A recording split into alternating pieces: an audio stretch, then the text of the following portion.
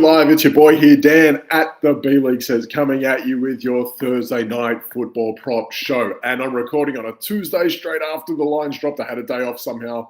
Don't ask me how, but we're getting straight into it.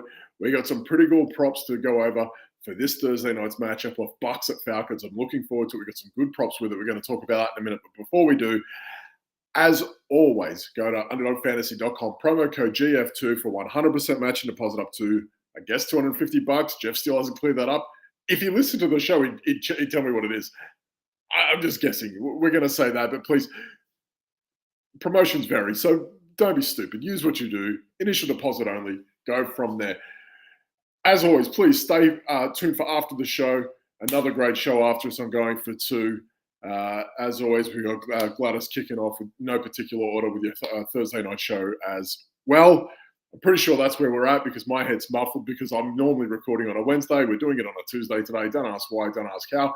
This is just how the magic happens. But we are going to talk about Bucks at Falcons. Now, we've got a couple good bets here. Again, quick prop show. It is what it is. But we're going to talk about, I think, probably the form wide receiver that no one really saw coming. We're going to talk about Chris Godwin. He is having a hell of a season this year.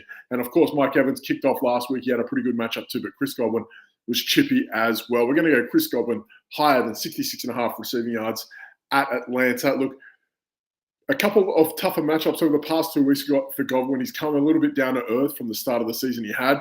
But over this stretch, he's still come away with either 6 receptions or 69 yards or a touchdown. 6 receptions with 69 yards or a touchdown. So he's still getting you over if you're going to bet on fantasy points, around about that 12 points per game in half PPR, give or take, which is fantastic as well, if that's something that you're into.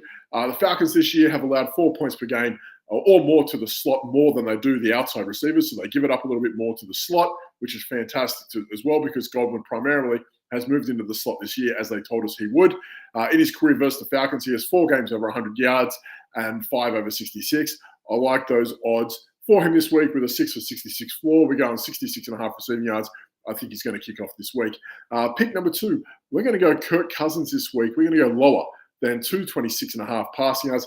I get that they're at home and he's in a dome and all that sort of stuff. He's not Jared Goff. Let's get that clear. Jared Goff is the dome god. Let's just go with that. KIRK Cousins, not so much. Look, he's had better matchups and looked kind of stagnant. I don't think he's looked what we think he should look like. He had a couple good minutes in a 2-minute drill, I think, in week 3. He's been okay other than that. Not really much more to go around. And I'd also want to say, look, I look at the pass rush in Tampa. That's allowed minimal to anyone in a pass rush that has Yaya Diaby or Joe Tryon Shoyinka. Joe Tryon Shoyinka. I think getting after him, we saw what happened week 1 with TJ Watt. These guys aren't TJ Watt, but they can still get after the quarterback as well. Cousins been sacked 6 times in 4 games. Positive of a new change in Atlanta away. We thought it was going to be positive away from Arthur Smith, but the truth is it's not really. Currently, the Falcons at home on offense ranked dead last in plays per game, kind of where they were last year, right? So this is where they're at, and it's one of those things where you think, he's going to throw it 60 times, 70 times a game. Well, they're going to be out there 60, 70 plays a game. Not so much. They're dead last in plays per game at home on offense, which is something I don't think anyone really saw coming because we thought, the new Rams guys are going to come in and up-tempo. No, that hasn't happened at all. And they're 18th in the Cousins this year is 18th for the year in pass attempts. So not as much has changed for the Falcons. It's pretty much the same thing. And maybe that's Cousins weaning his way into the season after an Achilles tear. But we've seen how it is. Like Kyle Pitts is non-existent. BIJAN Robinson, I'm going to talk about him in a minute. His use has been erratic. They've kind of been the same thing. They're using receivers that aren't Drake Love. He's starting to take over a little bit more, but still it's been kind of erratic in that regard. The Bucks have given up a lot of pass attempts, though, 5th most attempts for the year. So if Cousins has higher than his quota for that match in regards for attempts floats your boat, I'd say go nuts.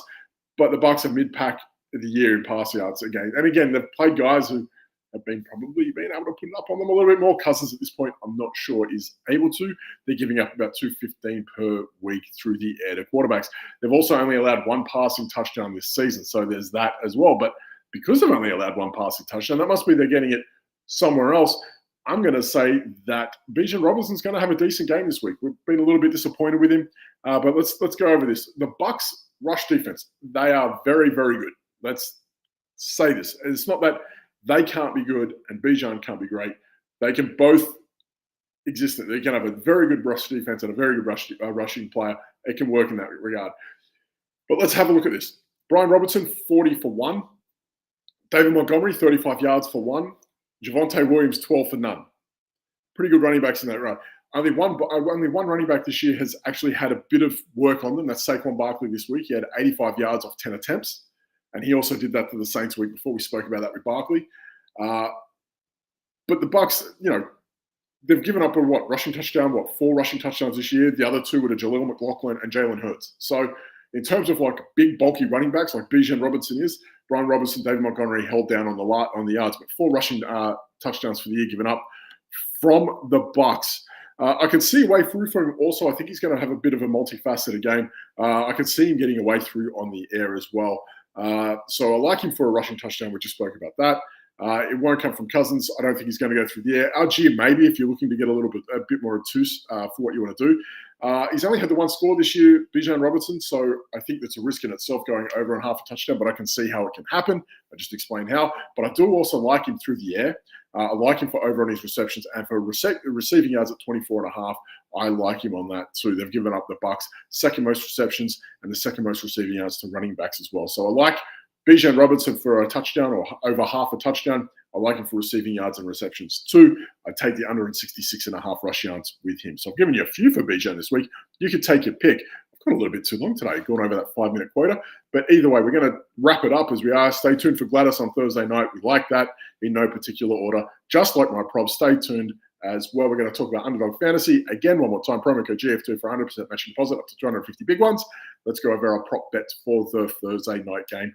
Buccaneers at Falcons this Thursday.